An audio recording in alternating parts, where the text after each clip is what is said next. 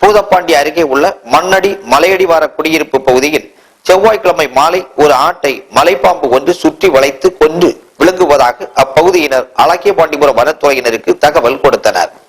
அதைத் தொடர்ந்து வனச்சரகர் சுப்பிரமணியம், வனவர் ராமலிங்கம் மற்றும் ஊழியர்கள் சம்பவ இடத்திற்கு விரைந்து சென்று பார்த்தனர். அப்போது அந்த மலைப்பாம்பு சுமார் 15 கிலோ எடையுள்ள ஆட்டை விழுங்கியபடி கிடந்ததை கண்டனர்.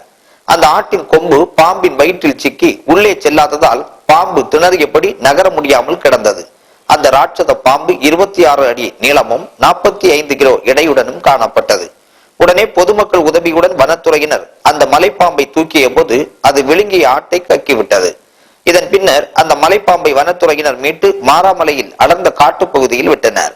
இந்த பாம்பு 18 நாட்களுக்கு முன்பு இதே பகுதியில் 7 கிலோ எடையுள்ள ஒரு ஆட்டிக்குட்டியை விழுங்கியது. அப்பொழுது மக்கள் கூச்சலிட்ட போது அந்த பாம்பு அருகில் உள்ள பழையாற்றில் குதித்து தப்பிவிட்டது. தற்போது அந்த பாம்பு பெரிய ஆட்டை விழுங்க முயன்ற போது அது நகர முடியாமல் சிக்கி மாட்டிக்கொண்டது குறிப்பிடத்தக்கது.